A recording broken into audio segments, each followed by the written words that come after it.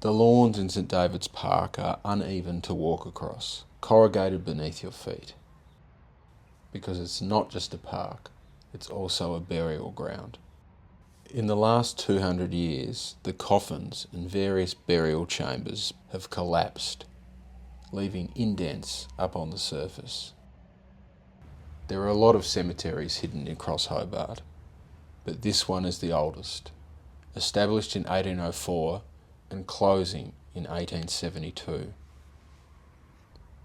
In the 1920s, after 5 decades of total neglect, the Hobart City Council decided to turn the graveyard into a public park.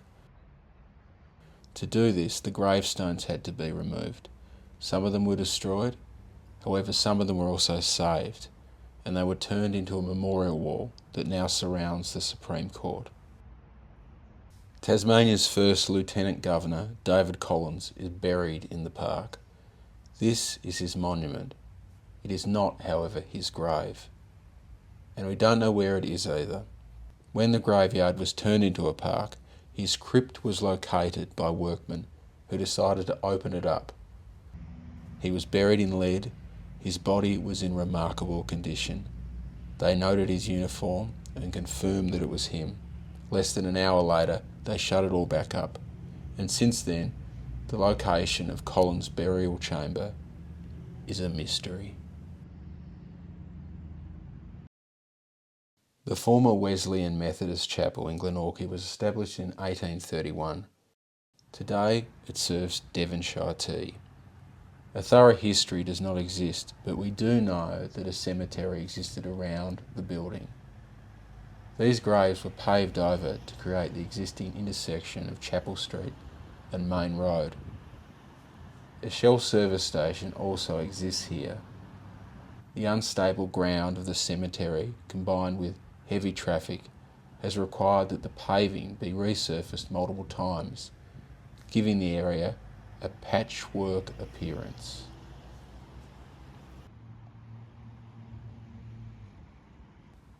Campbell Street Primary School enjoys lush green lawns.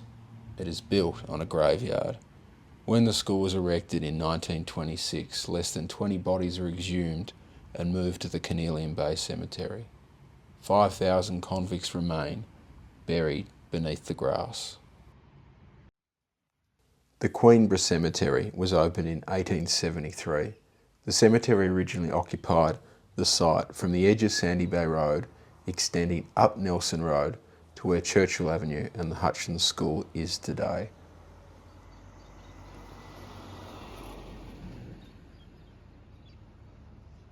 By 1913, the Queensbrae Cemetery Company had run out of money to maintain the cemetery, and the entire site lay derelict until the Hobart City Council purchased the place in 1915.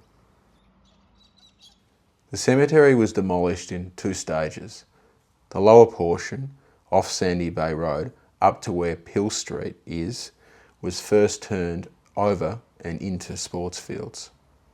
The remainder of the cemetery continued to be used until 1934 and was later dismantled in 1961 after itself falling into ruin. The clearing of the remaining section of the cemetery allowed for the building of several buildings at the Hutchins School, as well as associated sports grounds. In Peel Street, some of the headstones have been preserved in a kind of memorial garden, which itself has fallen into disrepair.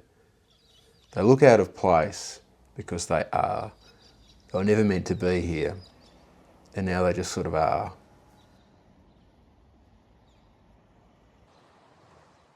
Down at Tirona is the oldest marked colonial grave in Tasmania. History has recorded very little about James Batchelor, other than that he died in 1810 aboard the ship Venus on a journey from Calcutta. Rather than bury him at sea, the captain of the schooner dropped anchor at Tirona and put his body in the ground above the high tide mark. At various times the site has been covered over by nature, only to be rediscovered. Over time, the elements, particularly the salt air, have taken a toll. A description on the grave from the 1880s states that Batchelor was 21 when he died. That line of inscription is now gone. The Jewish cemetery up on the slope above Harrington Street was established in 1828. It closed in 1872 and fell into disrepair. All the monuments were taken down in the 1950s, and the burial details were largely lost. The remaining bodies are thought to have been removed, but in 2002, when work was being done on the Windsor Court redevelopment, several more remains were discovered.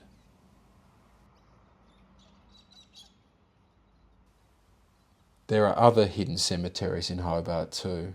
Some are known to us and others are a mystery.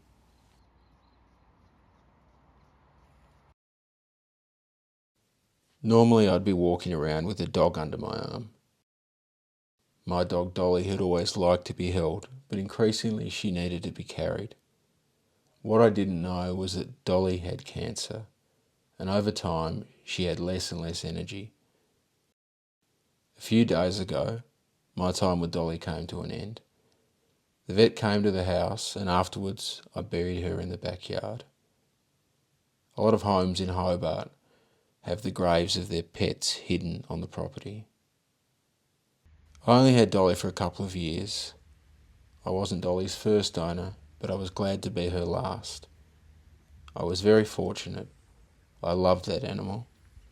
Dolly was a very good dog.